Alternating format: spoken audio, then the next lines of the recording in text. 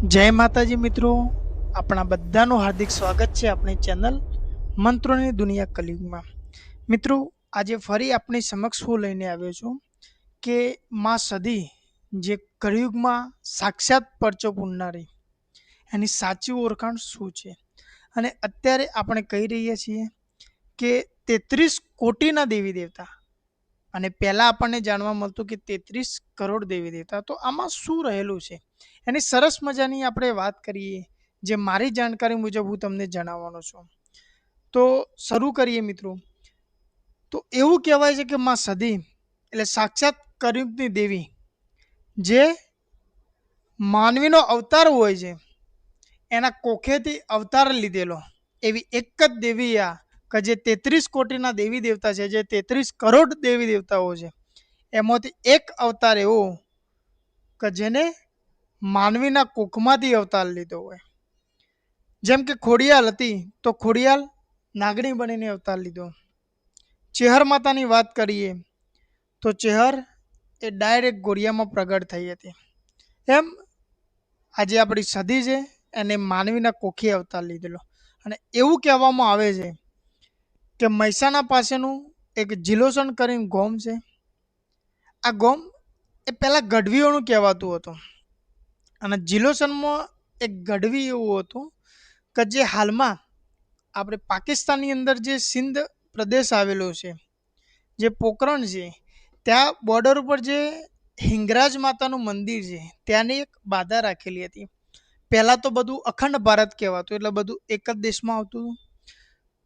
તો ત્યાં એને એવી બાધા રાખેલી હતી કે એને દીકરો નહોતો આ ગઢવીને, અને એને સંતાન જોતું હતું, એક દીકરો જોતો હતો.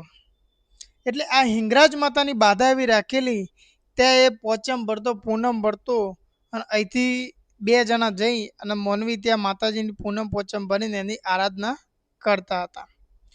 સમય જતો માં હિંગરાજ એને પ્રસન્ન થઈ, અને પ્રસન્ન થઈને એવું કીધું કે હે ગઢવી, માગ માગ, આજ તું માગે હું તને આપું.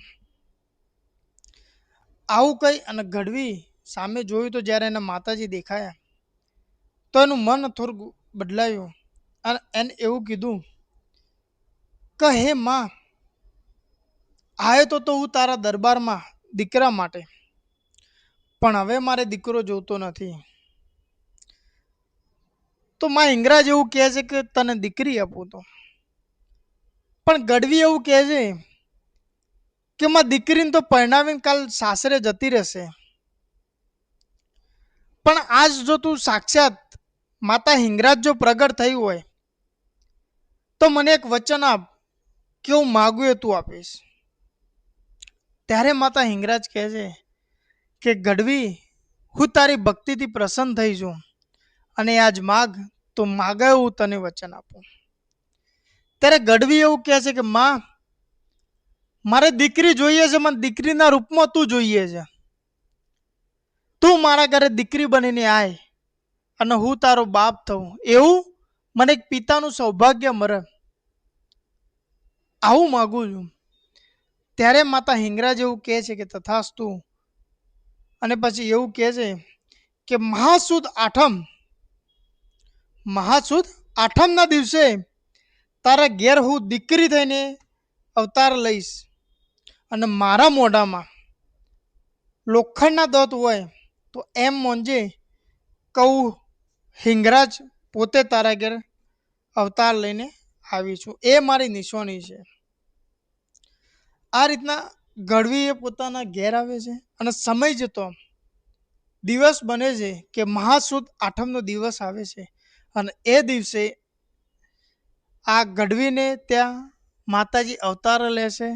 અને એ વખતે એમને જે પ્રમાણે નિશાની આપી હતી એ પ્રમાણે એમના મોઢામાં લોખંડના 2 દોત હતા, કે જેના કારણે એનું નામ વરુડી પડ્યું.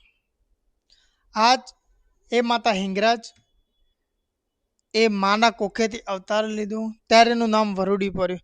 એ પછી ખોડિયાલના કહેવાથી જ્યારે લાલબાઈને પરચો પૂર્યો હતો ત્યારે એ સંઘ મલકમાં જઈ હતી, સિંધ મલકમાં, અને ત્યાં જઈ ત્યારે સિંધની સદી કહેવાની.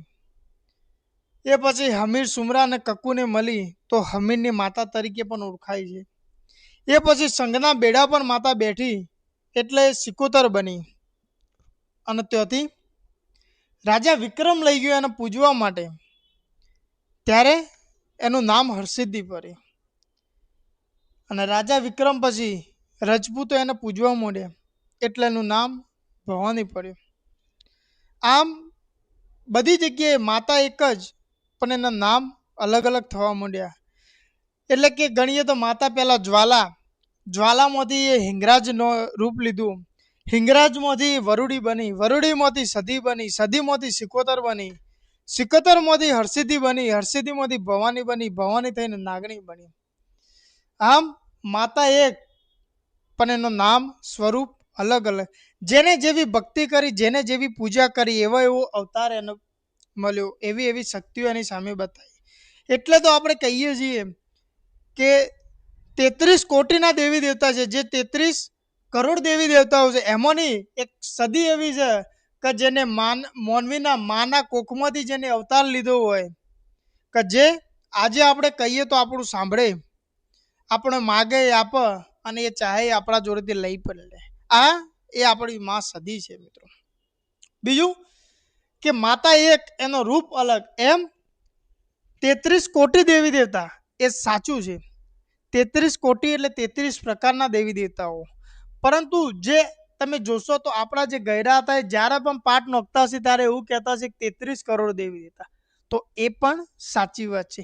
જેમ માતા સદી છે એનું શક્તિ એક છે, માતા એક છે, પણ અલગ અલગ પ્રદેશમાં અલગ અલગ જગ્યાએ એનું નામ જુદું છે, એ પૂજાય છે અલગ અલગ રીતે. એમ 33 કોટી દેવી દેવતા એક જ છે, પરંતુ અલગ અલગ સ્થળે અલગ અલગ જગ્યાના અલગ અલગ નામથી જે પૂજાય છે, એના કારણે આપણે એને 33 કરોડ દેવી દેવતાઓ કહીએ છીએ.